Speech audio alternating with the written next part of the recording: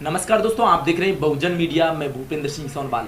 दोस्तों, लगातार पूरे भारत देश में दलितों पर अत्याचार जैसी घटनाएं आती रहती हैं और उन घटनाओं को एक आवाज के तौर पर उठाते हैं भीम सेना प्रमुख नवाब सतपाल तंवर जो आज हमारे साथ में हैं। और राजस्थान में लगातार दलितों पर अत्याचार की घटनाएं बढ़ रही हैं, उनको लेकर विशेष तौर पर हम चर्चा करेंगे, क्योंकि हाल ही में जिला पाली में जितेंद्र मेघवाल के साथ जो घटना हुई उसमें भी भीम सेना प्रमुख जी पहुंचे। और कई घटनाएं ऐसी हैं जो लगातार तूल पकड़ रही है, क्योंकि दलितों पर अत्याचार लगातार हो रहा है। सतपाल तंवर जी, क्या कहेंगे घटनाओं को लेकर, क्योंकि लगातार राजस्थान में दलितों पर अत्याचार की घटनाएं बढ़ रही हैं। ये घटनाएं शुरू से लगातार बढ़ती जा रही है और सबसे बड़ा विषय ये है कि जब बहुजन समाज के साथ इस तरह की घटनाएं एट्रोसिटीज होती है ना, जब अत्याचार होते हैं, तो कुछ घटनाएं हमारे सामने प्रकाश में आ पाती है। जैसे थानागाजी रेप केस हो गया, जैसे पाली का जो सिर्फ मूंछों को लेकर के एक दलित भाई की हत्या कर दी जाती है। तो इस तरह की घटना हमारे प्रकाश में आ गई, पूरे देश के संज्ञान में आई। और कुछ एक घटनाएं, जैसे कुछ ऐसी विभत्स घटनाएं होती हैं जिनको बयान नहीं किया जा सकता, मतलब ऐसी रेयर से रेयर घटनाएं हुई हैं, मर्डर हुए हैं, अगर देखा जाए तो वो अमानवता की श्रेणी में आते हैं, तब ये घटनाएं प्रकाश में आ जाती है। अगर देखा जाए तो राजस्थान में हर एक मिनट में एक दलित के साथ अत्याचार हो रहा है। राजस्थान के अंदर हर एक मिनट में एक रेप भी हो रहा है। तो ऐसी घटनाओं पर लगाम लगाना, जहां राज्य सरकार का एक ड्यूटी बनती है ना, वहीं कहीं हमारा भी एक कर्तव्य बनता है कि इस तरह की घटनाओं को अनदेखी ना करें, थाने जाएं, कोई कंप्रोमाइज़ ना करें, कंप्लेंट करें, पुलिस कार्रवाई ना हो करे तो हमें बताओ। पुलिस अगर कार्रवाई नहीं करती, आपका कोर्ट में अगर आपकी बात सुनी नहीं जाती है तो हमें बताइए आप। अगर पुलिस ने भी कहीं ऐसी सिचुएशन क्रिएट कर दी जाती कि आपकी शिकायत नहीं लेते, एफआईआर दर्ज नहीं करते, एफआईआर दर्ज होने के बाद में गिरफ्तारियां नहीं की जाती, हम किस लिए बैठे हुए हैं? रोड पे घसीटने के लिए तैयार हैं हम। बिल्कुल सर। और जैसे हमारे दलित समाज के काफ़ी विधायक हैं, वो चुप्पी साधे क्यों बैठे रहते हैं, उनको लेकर क्या कहेंगे आप? उनको विधायक किसने बनाया? दलित समाज ने, अधिकतर वोट दलित समाज के बनाया। बिल्कुल। और उनकी अगर या तो कोई इंडिविजुअल निर्दलीय होंगे, या फिर कांग्रेस पार्टी से होंगे, या भारतीय जनता पार्टी से होंगे। उनको बनाने का मतलब अपने पैरों पे कुल्हाड़ी मारना है। अपने पैरों पर कुल्हाड़ी मार के जब उनको बना दिया, और आज उसका हम जो है रिजल्ट भी झेल रहे हैं, देख रहे हैं परिणाम क्या है। उनको तो मलाई खाने के लिए तैयार करके भेज दिया। वो तो पूरा 5 साल मलाई खाएंगे, उसके बाद फिर आपके पास आएंगे, वोट मांगेंगे, और आप दोगे वोट। डेफिनेटली आप वोट दोगे, क्योंकि जब वो मलाई खा करके 5 साल के बाद आएगा, तो जो मलाई खा के आया है उस थोड़ा बहुत अगर आपको लालच देगा, पैसों का लालच, मुर्गे का लालच या दारू का लालच, गरीब है, दबा हुआ है, कुचला हुआ है, वो खरीद लिया जाता है। ये कड़वी सच्चाई है। ऐसे लोगों को अब सबसे बड़ा सवाल बनता है कि उन्होंने भी अपना फायदा देखना था। वो बीजेपी के थ्रू जीते, वो कांग्रेस के थ्रू जीते। जब वो उनके थ्रू जीत गए तो उनको अपना फायदा देखना था, उन्होंने अपना फायदा देख लिया। अब अगर कांग्रेस का रुतबा नहीं है, अगर बीजेपी का रुतबा नहीं है, आपको बीजेपी को हराना है, आपका मकसद है, कांग्रेस को हराना आपका मकसद है, अगर आपको ये मकसद पूरा करना है, तो आप उन विधायकों को इतना मजबूर कर दो कि वो कांग्रेस बीजेपी को छोड़ करके आपके चरण कदमों में आ जाए। बस इसी बात को सर मैं पूछना चाहता था कि उत्तर प्रदेश में भाजपा सरकार है, वहाँ पर भी दलितों पर अत्याचार की घटना आती रहती हैं, और वहाँ पर भी जो नेता हैं, विधायक हैं, वो आवाज़ नहीं उठाते। ऐसी राजस्थान में कांग्रेस सरकार है, तो दलितों को अब किस तरफ जाना चाहिए? भूपेंद्र जी, अब बात यूपी की कर ली आपने जी। अब बात आपने यूपी की कर ली, तो किस तरफ जाना चाहिए, ये एक राजनीतिक टर्निंग पॉइंट है। मैं यूपी की बात जो आपने पूछी है कि विधायक लोग सुनते नहीं हैं, हमारी वोटों से जीतते हैं, कहने का मतलब साफ है। जो रिजर्व सीटें हैं, जो आरक्षित सीटें हैं, उन आरक्षित सीटों से वो जीतते हैं, लोगों के काम नहीं करते। भाई, हम उन पर डिपेंड क्यों हैं? सबसे बड़ा सवाल है, हम उनको क्यों कोसे? राजस्थान की बात आपने कर ली, मैंने बता दिया। अब वो उनको इतना मजबूर कर दो, वो बीजेपी कांग्रेस छोड़ दे, वो हमारे साथ लग जाए, भीम सेना में उनका स्वागत है। भाई राजस्थान की बात है, कैमरामैन साहब, ये राजस्थान की बात है। छोड़ दें, बीजेपी कांग्रेस को छोड़ दें और भीमसेना में आ जाए, अच्छा भविष्य हम दे देंगे। और जितने पाप किए हुए हैं ना उन्होंने, 5 साल तक काम नहीं किया, उन पापों की सजा दूंगा सबसे पहले। तो क्या सर, जैसे कांग्रेस बीजेपी को छोड़ के वो आप मतलब भीमसेना अलग से पार्टी बना के चुनाव लड़ाएगी क्या सर? आपका ये जो सवाल है ना, इसका जवाब भी मैं दूंगा, जी सर। जवाब दूंगा। पहले आपने एक यूपी की बात भी पूछी, मैं यूपी की बात भी कर लेता हूँ। यूपी में भी ऐसा होता है। यूपी पर मैंने क्या कहा कि देखो, हम विधायकों के भरोसे ना रहे। अगर कोई आपकी नहीं सुनता तो विधायक के पास क्यों जा रहे हो आप? गलती तो कर दी उनको बना के। आप सड़कों पे उतरो, आप योगी के खिलाफ नारे लगाओ, आप बीजेपी सरकार के खिलाफ नारे लगाओ, सड़कों पे उतरो, आप प्रदर्शन करो, आंदोलन करो, हम साथ खड़े हैं ना, हमें बुलाओ, हम आएंगे। राजस्थान में कांग्रेस है, उत्तर प्रदेश में भाजपा है, और दोनों पार्टियों में दलितों पर अत्याचार की घटनाएं बढ़ती रहती हैं, घटती नहीं है। तो जो समाज है वो किस तरफ जाए? हाँ, समाज किस तरफ जाए वो तो आपने बता दिया मुझे। देखो, अगर यूपी की बात करें, 5 साल संघर्ष का दौर है। मैं राजस्थान की बात कर रहा हूँ। जैसे अगर भाजपा को लाना चाहे तो वो भी अत्याचार कर रही है। तो अब राजस्थान में 2023 में चुनाव है, तो राजस्थान में 2023 में समाज किसको चाहे? चलो, यूपी की बात हम 5 साल बाद करेंगे जी। अब हम राजस्थान की बात कर रहे हैं। तो आपने एक सवाल और क्या, पार्टी बनाकर क्या भीमसेना चुनाव लड़ेगी? जी। देखिए, चुनाव लड़ने के लिए पार्टी की जरूरत नहीं होती है। चुनाव लड़ने के लिए सिर्फ पार्टी की जरूरत नहीं होती है। मैं कानून का खिलाड़ी बंदा हूं, जानकार बंदा हूं, तो पार्टी का ठप्पा तो मैं अपने ऊपर लगवाऊंगा नहीं। सीधी सी बात है। कहने का मतलब, पार्टी अगर आप लोगों को करनी है तो अपने घर में बैठो, ऑफिस में बैठो, अपना 10-20 की चौकड़ी बनाओ, पार्टी करो, पिज्जा पार्टी करो और पार्टी करो। मना किसने किया है? मना किसने किया है? अगर उस पार्टी की बात कर रहे हैं तो कर लेते हैं। और रही बात चुनाव की, तो देखिए, बाबा साहब डॉक्टर भीमराव अंबेडकर जी ने साफ कहा है, जुल्म सहने वाला जुल्म करने वाले से ज्यादा बड़ा गुनहगार होता है।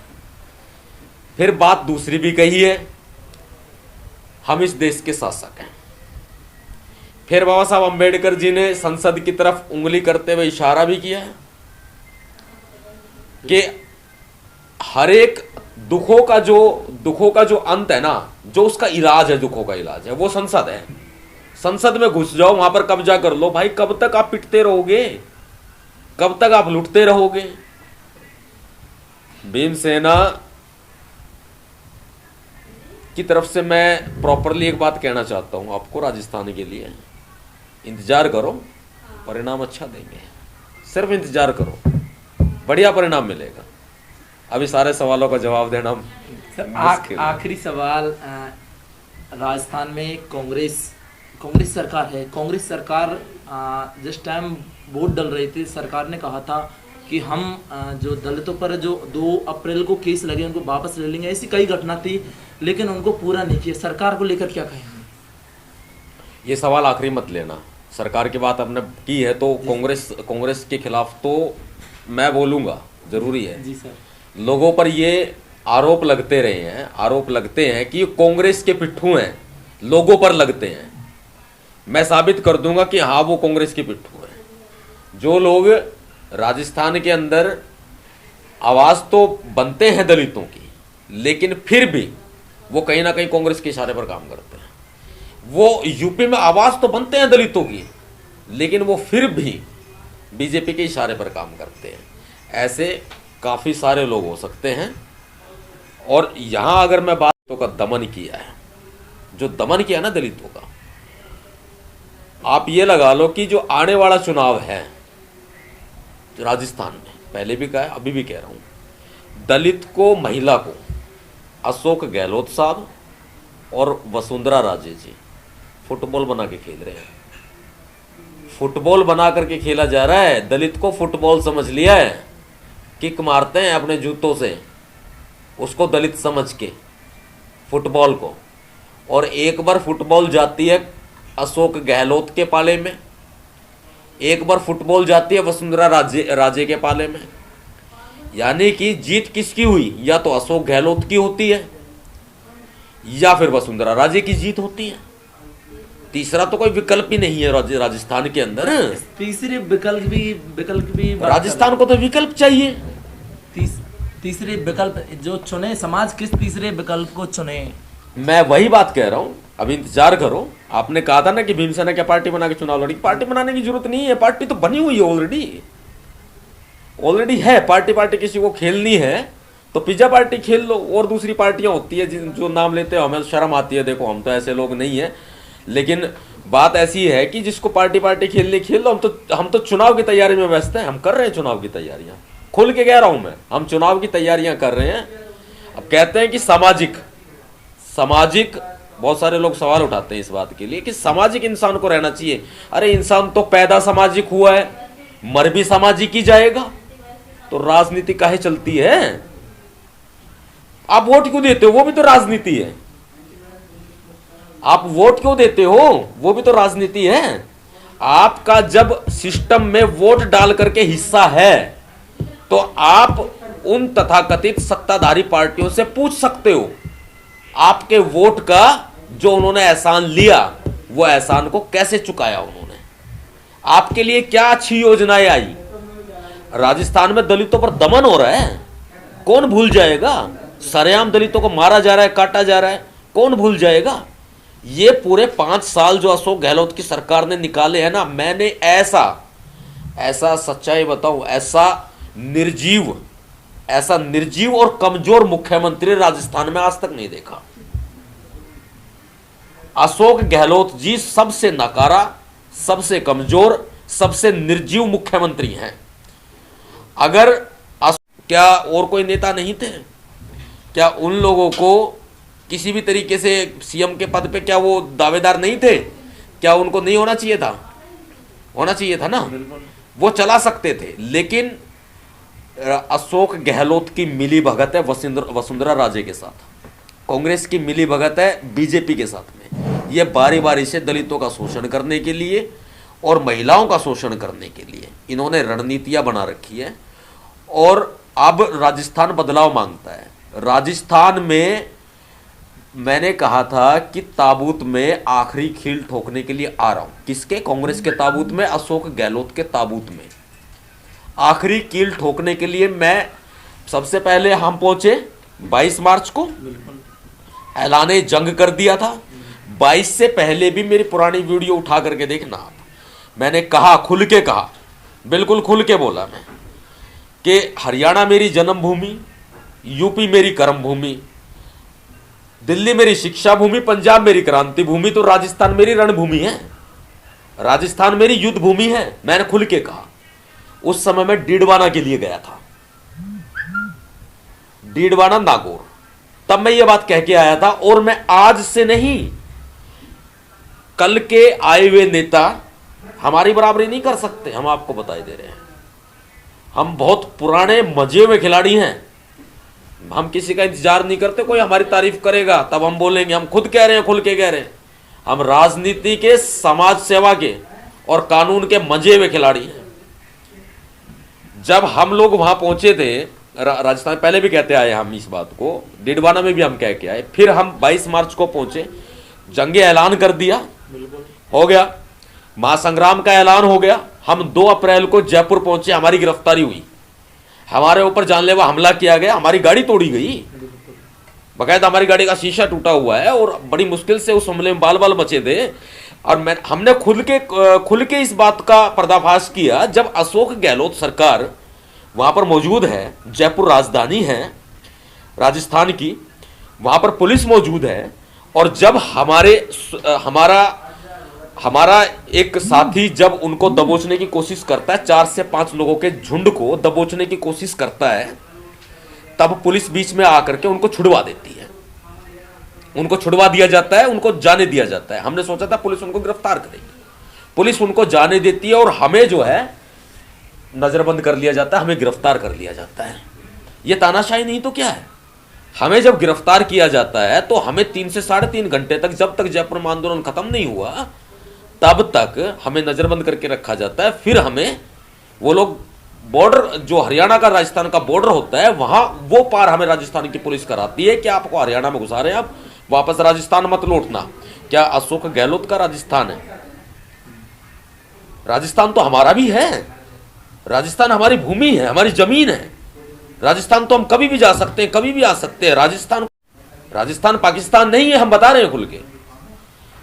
उस समय 2 अप्रैल को अशोक गहलोत के कांग्रेस के ताबूत में आखिरी कील नवाब सतपाल तंवर ठोंक के आ चुका है, और आने वाला समय बहुजनों का होगा, बता रहा हूं। राजस्थान में लोगों को घबराने की जरूरत नहीं है, डरने की जरूरत नहीं है किसी सरकार से, बीजेपी हो या कांग्रेस हो।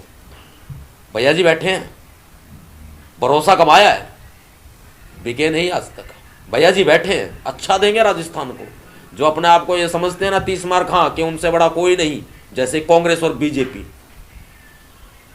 उनसे बड़े हम हैं। हम बताएंगे, हम देंगे राजस्थान को भविष्य। 2023 में भीमसेना, अगर आप पार्टी का भी ऐलान कर दीजिए, कौन सी पार्टी का समर्थन करके? समर्थन करना बहुत हो गया, अच्छा, अब हम समर्थन नहीं करेंगे। समर्थन करने से हम लुटते हैं, हमें दुनिया लूटती है। समर्थन करने से हम पिटते हैं, हमें दुनिया पीटती है। समर्थन करने से लोग सिर पे बैठ जाते हैं, लोग सिर पे बैठ जाते हैं कि भाई भीमसेना ने समर्थन किया है, सतपाल तंवर ने समर्थन किया है, किसी और भाई ने समर्थन किया है। मैं अपनी नहीं कहता, मैं औरों की भी कहता हूं। लोग सिर पे बैठ जाते हैं और सिर पे बैठ के उछलना शुरू कर देते हैं बंदरों की तरह। अब इन बंदरों को बता दिया है भाई, जो इनका बंदरों का काम है ना, वही काम करे उछलने कूदने का। हमारे पास शेरों की जरूरत है, जो वास्तविकता में अपनी शेर की भूमिका में आना चाहते हैं, रियली समाज सेवा, अच्छी सच्ची समाज सेवा करना चाहते हैं, वो भीमसेना में आ जाओ, बदलाव हम कर देंगे। समाज के लिए क्या कहेंगे? समाज के लिए हमेशा कहते हैं, और कहते भी आए हैं, करते भी आए हैं। बस इतना ही कहेंगे समाज के लिए कि भरोसा, एकता, दृढ़ विश्वास, हौसला, बस यूं एक मुट्ठी बंद जो है ना कायम रखना। बाकी जिम्मेदारी हमारी है, कंधों पे जिम्मेदारी छोड़ के गए बाबा साहब डॉक्टर भीमराव अंबेडकर जी, मान्यवर साहब काशीराम जी। किसी दूसरे के कंधों पे बंदूक रख के हमने नहीं चलाई। तोड़ेंगे तो अपना कंधा तोड़ेंगे, और अगर ये शोल्डर ऊंचे करने हैं तो अपने ही शोल्डर को ऊंचे करेंगे, लेकिन अपने ऊपर भरोसा करके करेंगे। ये मत कहना कि दूसरे तरीके से कोई इंटरव्यू को पेश मत करना। बस राजस्थान।